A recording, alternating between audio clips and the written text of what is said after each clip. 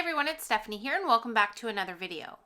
Today's video is going to kind of be a spring themed card. I decided to go with some brighter colors for a background that I don't usually use. I wanted to kind of go out of my comfort zone and put down the blues and the greens that I tend to use and do a background with kind of some oranges and corals and purple. So I'm going to start off first by bringing in the lightest color, which is an orange color called Dried Marigold. This is a really faint orange color, and I want this to be the top of the panel when I'm finished. So I'm going to go in and start to slowly add this ink. I'm using a light hand and just going in circular motions to add this to a white cardstock panel. And I'm just going to speed it up as I go here since it does take a little bit of time to get all of the ink onto this panel.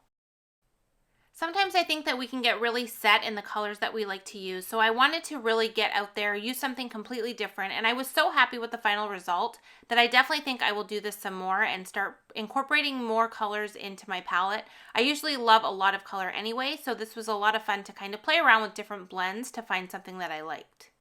For the second color, I'm using Abandoned Coral, which is a beautiful corally pink color, and I'm bringing it in from the very bottom and kind of meeting it in the middle with the Dried Marigold, and I'm using both of the ink blending tools to kind of blend those together.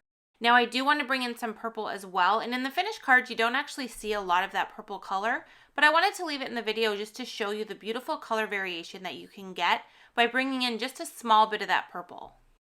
And as you're blending, if you're finding that you're getting harsh lines, just kind of go back and forth and keep blending the colors together, and it eventually will smooth out into a nice finish.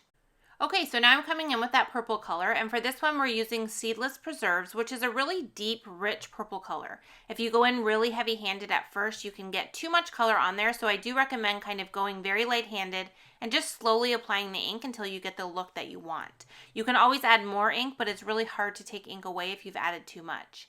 So you can see here as I'm blending together with all of the blending tools, I have a beautiful blend here. It almost looks like a sunset. I love these colors together and I was really happy with the background. I usually like to add water to my distressing backgrounds to kind of give them a real cool textured look, but this time I wanted to have it very fine, so I went with a different mister which actually drops a mist and really saturates the cardstock. So you can see when I put the paper towel on there, it lifted a lot of that ink off, and we ended up with this really fine, detailed, speckled look. I love the final result, so I set that aside to dry, and we're going to do some stamping now, which is what we're going to use to decorate our card. Now the stamps I'm using here are from the Beautiful Day stamp set as well as the Sending a Smile stamp set. These are two really fun stamp sets that have a mixture of flowers and bugs and butterflies, and I wanted to have a bunch of the different stamped images so that we could color them all at once, die cut them all at once, and then use them on the card to create our little springtime scene. I'm using my MISTI stamping tool to do all of the stamping so that I can get a double stamp and get a really nice solid black image. And I'm using Extreme Black Hybrid ink to do the stamping so that I can use my Copic markers to color in the images. So I am zoomed in here now while I do some of the coloring here. So it's just going to be really quick. I didn't do a lot of shading because the images aren't very large. I did use probably 2, sometimes 3 colors, but it was really quick to color all of this stuff in. I did stamp them out onto 2 different panels because I wasn't sure how many of these I would want to include on the finished card, but I ended up only using 1 of each image. I did mess up the mushroom on the first panel, so I ended up coloring it on the second one because I kind of bled into the little spots that I wanted to keep white on the first one. So I did use that second one, but other than that, I only used the images on this first panel. So I'm just going through and doing all of the coloring. I'm kind of using a blend of different colors. I have purples and reds, greens, I have some aqua here, and I'm also going to introduce some pink. I normally go for really vibrant pink colors, but since I was kind of going out of my comfort zone and using different colors, I decided to change that up as well and went with more rosy colored pinks, and I really love the final result of the colors that I used. Once I had all of the colors on the images, I decided I wanted to come in with a little bit of black to add a little bit of contrast. And I knew that I was going to be doing 2 sentiment strips on black cardstock, so I wanted to have a little bit of black in the images as well. So I decided to use it for the little hearts on the ladybug, and then I also did it on the hearts in the large aqua flower, as well as the 2 little hearts on the top of the butterfly. I love the little pop of black here by adding these into these images. And once I had that done, I used the coordinating dies for all of the stamped images, and I die cut all of them off screen so that I could add them to our card front. So you can see here on screen we have our background that we created first, which is now dry. We have all of our stamped images that have been die cut, and I also cut out 2 pieces of grass using the Grassy Die-namics, and I cut those from some Limelight cardstock.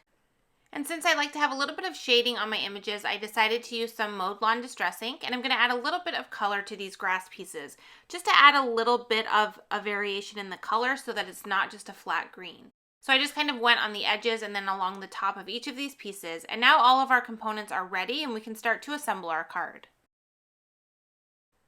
So I'm going to adhere the larger piece of grass first, and I'm going to do this directly to the cardstock panel. So I just put regular adhesive on the back of that. I'm using my grid mat to line everything up, and I'm just going to position that onto the panel. And you can see here now, like I mentioned earlier, we did lose a lot of that purple that we had added to the bottom. I didn't mind so much when the card was finished, but I would have liked to have seen a little bit more of that purple. So if I recreated a card like this, I would definitely bring the purple a little higher up on the panel.